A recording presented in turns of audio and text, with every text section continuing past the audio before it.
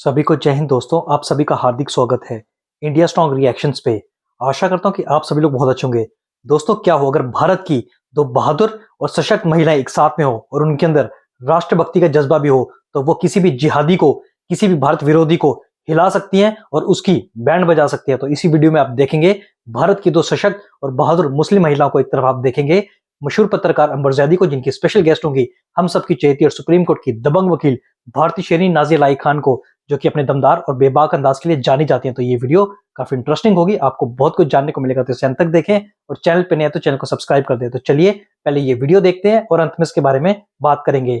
जय हिंद, जय भारत। अब एपीजे अब्दुल कलाम साहब, उन्होंने मिसाइल मैन का उनको नाम मिला, लेकिन जिस हिसाब से वो श्रीमद् भगवत गीता के अच्छे श्लोक को सुना करके उन श्लोक से वो मुसलमानों को आगाह करना चाहते थे, तो वो भी एक जिहाद था कि भाई तुम दूसरे धर्मों में जो अच्छी चीजें हैं तुम उसको सीखो, तुम उसको समझो, तुम उसको अडेप्ट करो। लेकिन जिहाद अगर अच्छी चीज के लिए है, जो मैंने सबसे पहले में ही मेंशन कर दिया, लेकिन जिहाद होली वॉर के लिए भी तो है। अब ये हमारी मानसिकता पर डिपेंड करता है। जैसे एक एलएलबी, एक वकील होता है जो बाबरी मस्जिद के पक्ष में लड़ता है, और हम जैसे वकील होते हैं जो राम मंदिर के पक्ष में लड़ते हैं। एक मुसलमान वकील होता है जो इंस्टेंट ट्रिपल तलाक बैन ना हो इसके लिए लड़ता है, और हम जैसे मुसलमान वकील हैं जो इंस्टेंट ट्रिपल तलाक बैन हो जाए इसके लिए लड़ते हैं। तो दोनों ने वही सिलेबस की किताबें पढ़ी हैं। अब जो एमबीबीएस के जो डॉक्टर्स अभी हमें हमारे सामने आए, जिसने लाल किला में बम फोड़ा, हम डॉक्टर्स को भगवान का दर्जा देते हैं। हम उनको कहते हैं कि भाई तुम तो खुदा के भेजे हुए फरिश्ते हो। अगर मजहबी तरीके से कहा जाए तो तुम खुदा के भेजे हुए फरिश्ते हो कि तुमने हमारे मरे हुए इंसान को तुमने बचा दिया, और अगर सनातनी तरीके से आए तो तुम तो भगवान के का रूप हो कि तुमने हमारे घर के फर्द को बचा दिया। तो एक एमबीबीएस पढ़ रहा है जो इंसान के अंदर जान फूक रहा है, और एक एमबीबीएस जो हमने देखा वो लाल किला में बम फोड़ करके मासूमों की जान ले रहा है। एक साइंटिस्ट है इसरो में जो चंद्रयान 3 को सक्सेसफुल करके देश का नाम रोशन कर रहा है, ज्ञान और विज्ञान को बढ़ा रहा है। छोटे छोटे बच्चे भी अब साइंस के बारे में बात कर रहे हैं, जो कभी भी साइंस के बारे में बात नहीं करते थे। और एक साइंटिस्ट था हमारा उसामा बिन लादेन, जो आईफिल टावर तोड़ने के लिए चला गया था। तो ऐसी बहुत सारी चीजें हैं जिसको मैं अभी एग्जाम्पल के तौर पर दे सकती हूँ। लेकिन हम जैसे लोग जो जिहाद कर रहे हैं वो बेटरमेंट के लिए कर रहे हैं, वो इम्प्रूवमेंट के लिए कर रहे हैं, वो सक्सेस के लिए कर रहे हैं, वो अपने आप को रिफॉर्म करने के लिए कर रहे हैं। लेकिन वो जो जिहाद कर रहे हैं वो होली वॉर कर रहे हैं, वो इस्लाम को स्प्रेड करने के लिए कर रहे हैं, वो अपने इस्लाम के मिशन को अकम्प्लिश करने के लिए कर रहे हैं। हम एक एपिटोम एग्जाम्पल हैं कि हम राष्ट्रभक्त हैं, और अपनी राष्ट्रभक्ति के लिए, इस देश की सुरक्षा के लिए हम गालियां भी सुनते हैं, हम चप्पलें भी खाते हैं, हमारी शक्ल को भी बदशक्ल बनाया जाता है, लेकिन फिर भी हम अपने अपने बिल्कुल मिशन पर लगे हुए हैं कि नहीं भाई हम तो रिफॉर्म करेंगे। और एक वो है कि वो भी अपने मिशन पर लगे हुए हैं कि नहीं भाई हम तो इस्लाम को स्प्रेड करेंगे चाहे जितनी भी करोड़ों लोगों की जान चली जाए। तो कोई मिसयूज नहीं कर रहा है, everyone is doing their job. लेकिन ये उनके दिमाग में है कि हमें इस्लाम के लिए जिहाद करना, और हमारे दिमाग में है कि हमें राष्ट्रभक्ति के लिए जिहाद करना है। द सेकंड थिंग कि आपने पहले अपने क्वेश्चन में पूछा कि पाकिस्तान में इतनी सारी मंदिरें हैं, 17 मंदिर गुरुद्वारों में से सिर्फ 37 ऑपरेशनल है। 37 जो है वो ऑपरेशनल है, वो एक्टिव है, वो ऑपरेशनल है। तो मैं अबू धाबी, मैं अरब, मक्का, ईरान, कतर की बात करती हूँ, क्योंकि इसमें से मैं अबू धाबी जा चुकी हूँ, मैं दुबई जा चुकी हूँ, मैं ईरान जा चुकी हूँ, मैं कजाकिस्तान जा चुकी हूँ। तो इन सारी जगहों पर मैंने क्या देखा कि सारी मुस्लिम कंट्रीज का नाम मैंने अभी लिया है, एंड आई हैव प्रूफ कि मैंने विजिट किया है, और मैंने किसी ना किसी अपने पॉलिटिकल स्पीचेस के लिए किया है या लीगल चीजों के लिए किया है। लेकिन मैं ऐसे बावली की तरफ घूमने फिरने नहीं गई हूँ, मैं कुछ ना कुछ काम करने के लिए गई हूँ। लेकिन मैंने क्या देखा अबू धाबी में या अरब के यूएई के उस देश के अंदर जो आता है, अच्छा यहाँ मस्जिद है, इट्स ऑल राइट, यहाँ से फ्लाईओवर जाना है, इस मस्जिद को तोड़ के हटाओ, यहाँ से फ्लाईओवर निकाल लो, ठीक है। ईरान में एग्जाम्पल मिल जाएंगे, इनफैक्ट सऊदी बहुत सारे एग्जाम्पल है, सऊदी अरब में बहुत सारे एग्जाम्पल है। ईरान में आप ज्यादा दूर जाने की जरूरत नहीं है। 2023 में एक ग्लोबल मार्केट बनाने के लिए 3 मस्जिदें तोड़ी गई ईरान में। एक ग्लोबल मार्केट बनाने के लिए 3 मस्जिदें तोड़ी गई और everyone is just keep shut their mouth, because वो देश के इम्प्रूवमेंट के लिए, वो देश की इकोनॉमी के लिए बन रहा था और वो मुस्लिम कंट्री है। बहुत इंपॉर्टेंट चीज नंबर ये है कि एक देश रिफॉर्म और एक देश डेवलप तब हो सकता है जब देशवासी सहयोग करते हैं देश की सरकार का।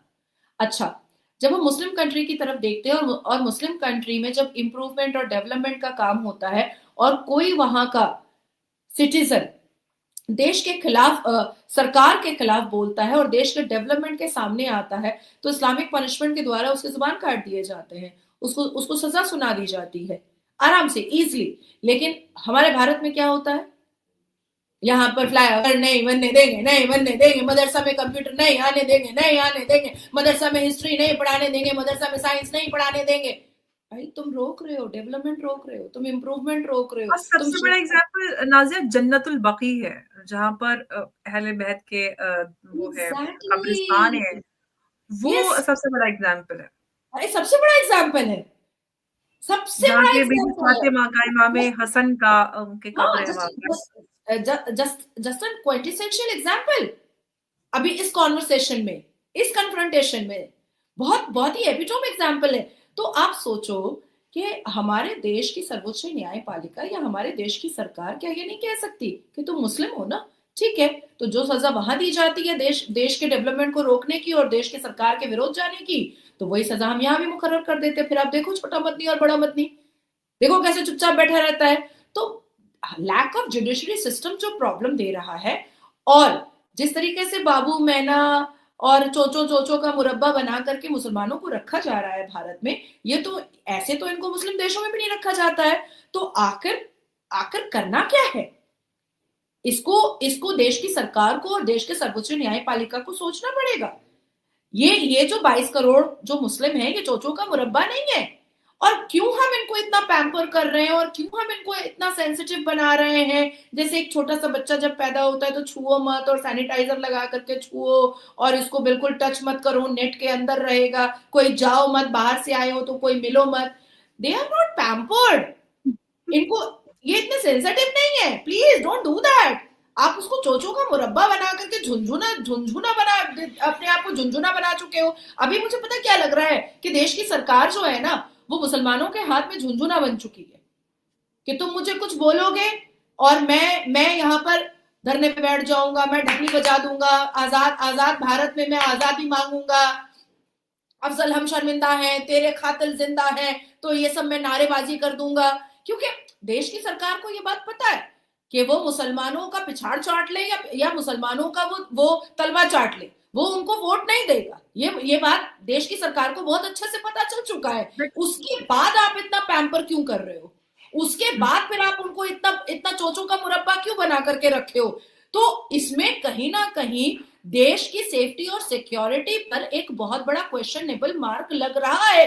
देश की सरकार देश की सुरक्षा एजेंसी के नाक के नीचे लाल किला में बम फोड़कर चले गए जिहादी। और अल्फला यूनिवर्सिटी कब खुला, कांग्रेस की सरकार के जमाने में उनके पेपर्स कब कब पूरे कंप्लीट हुए, कांग्रेस की सरकार के जमाने में शीला दीक्षित की सरकार जब दिल्ली में थी तब उसके पूरे के पूरे पेपर कंप्लीट करके दिए गए हैं। और देश की सरकार को आए हुए, इस बार इस सरकार के बारे में बात कर रही हूँ कि इसको आए हुए 14 साल हो चुके हैं और आपने 14 साल में नहीं देखा कि आपकी आईआईटी को अरब मंगवा रहा है, आपकी आईआईटी को रशिया मंगवा रहा है, आपकी आईआईटी को अबू धाबी मंगवा रहा है, यूएई मंगवा रहा है, और आप खतर का अल्फला यहाँ रखे हुए हो। क्यों? अल्फला का मीनिंग भी नहीं पता था, अल्फला का मीनिंग भी नहीं पता था। मैंने और आपने अल्फला को सुना भी नहीं था। दिल्ली तो भाई मैं तो पैदा हुई दिल्ली में, बीच में चली गई, उसके बाद फिर आई, तो मैंने तो नहीं सुना। आप तो बचपन से लेकर के अभी तक अंबर यहाँ पर है, आपने सुना था? मुझे पता था, एटलीस्ट मुझे तब फिर मुझे लगता है कि आपको एक चिट्ठी लिखनी चाहिए थी देश की सरकार को कि यहाँ पर अल्फला का क्या काम है, अल्फला का मायने पता है क्या देश के प्रधानमंत्री को? क्योंकि मैंने ऑफिस देखा था यहाँ पे, इधर लोकल जामिया यूनिवर्सिटी के पास ऑफिस है, तो मैंने बोर्ड देखा था अल्फला का ऑफिस का। नहीं, आज मुझे अगर जैसे मैं हमेशा रफी अहमद खुदवाई रोड में बंगाल में एक मौलाना आजाद कॉलेज है, तो मैंने हमेशा टिप्पणियां की, मौलाना आजाद कॉलेज की क्या जरूरत है भारत में। मैंने हमेशा टिप्पणियां की, जैसे शाही मस्जिद जो है हमारे पश्चिम बंगाल में, वो टिप्पू सुल्तान मस्जिद है। मैंने कहा टिप्पू सुल्तान क्यों, या अल्लाह मस्जिद रखो, बीबी फातिमा मस्जिद रखो, बीबी मरियम मस्जिद रखो, हजरत यूसुफ मस्जिद रख दो, मोहम्मद सल्लल्लाहु अलैहि वसल्लम मस्जिद रख दो, टिप्पू सुल्तान मस्जिद, मतलब हम कब से बाबर आजम ठर के आजम हो गए। मुगल हमारे पैगंबर नहीं थे, हम अपने पैगंबरों के नाम से मस्जिद रख सकते हैं।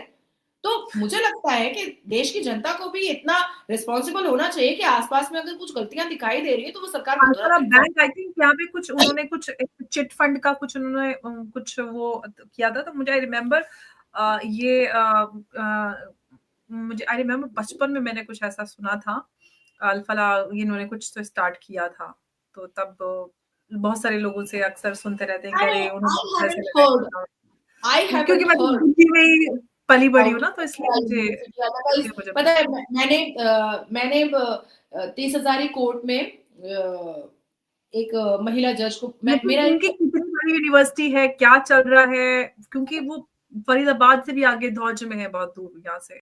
दोस्तों आशा करता हूं कि वीडियो को आपने अंत तक देखा होगा, जिसमें आपने देखा भारत की दोनों बहादुर मुस्लिम बेटियां ना सिर्फ बोली बल्कि ये गरजी भी और बरसी भी, और किसी भी मुगल से लेकर जिहादी की हिम्मत नहीं है कि इनका सामना कर सके। तो आशा करता हूं कि वीडियो को आपने अंत तक देखा होगा और हमेशा की तरह नाज़िया अलाई खान का दमदार और बेबाक अंदाज आपको काफी पसंद आया होगा।